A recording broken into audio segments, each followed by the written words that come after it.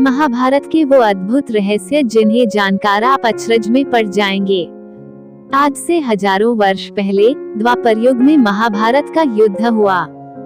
यह युद्ध साधारण युद्ध नहीं था, क्योंकि इसमें स्वयं विष्णु अवतार कृष्ण सम्मिलित थे।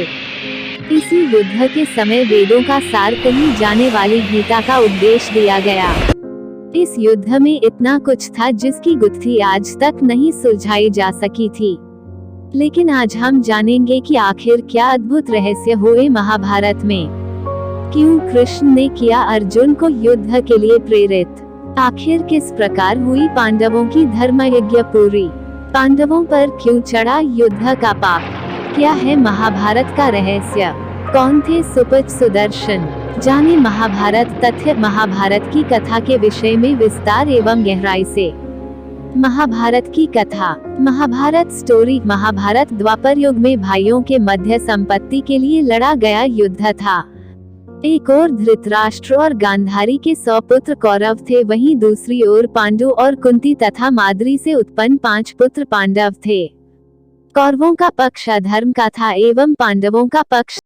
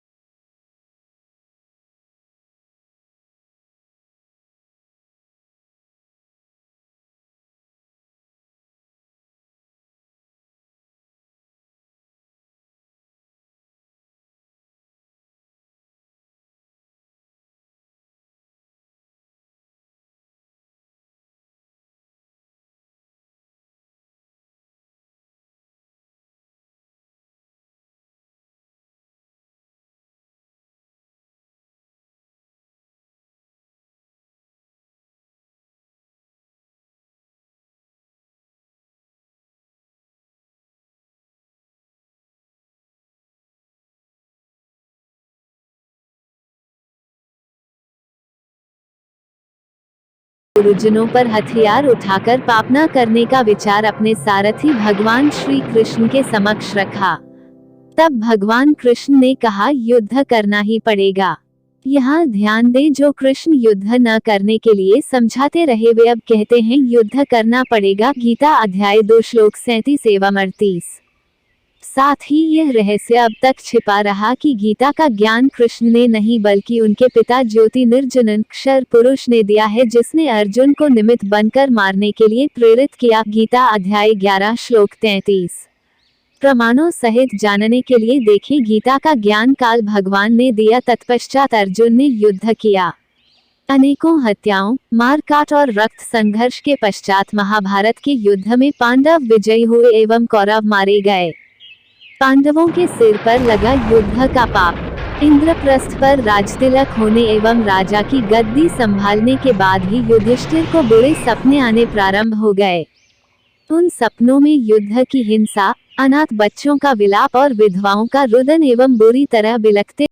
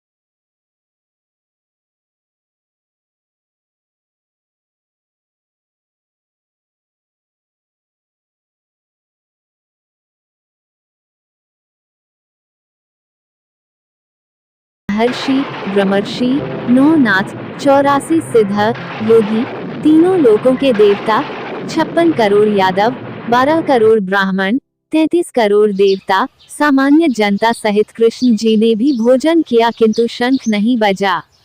तब युधिष्ठिर ने इसका कारण पूछा और कृष्ण जी ने कहा कि इस पूरी सभा में कोई भी पूर्ण संत, सत्यनाम अथवा सारनाम उपासक नहीं है। तब युधिष्ठिर ने पूरी पृथ्वी के संत रहित होने की शंका जताई। इस पर कृष्ण जी ने कहा कि यदि इस संसार में पूर्ण संत न हो तो यह संसार जलकर भस्म हो जाएगा। चूंकि भगवान कृष्ण विष्णु अवतार थे, अतः वे जानते थे कि अभी एक महात्मा जो काशी में है वह अभी यज्ञ में नहीं आया है।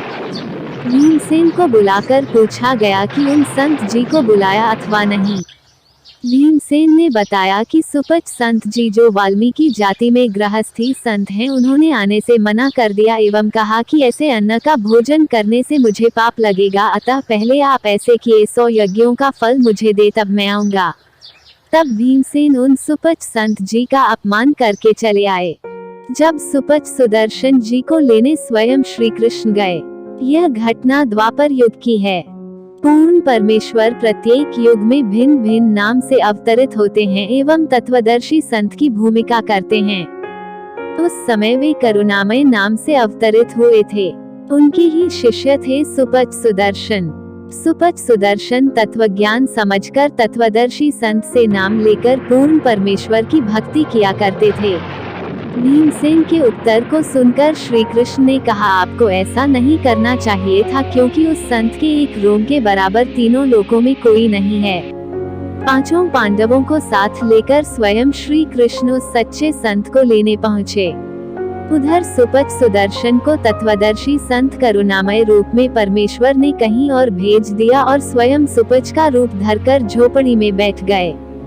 इधर श्री कृष्ण ने 1 योजन अर्थात 12 किलोमीटर दूर रथ खड़ा किया और नंगे पैर चले।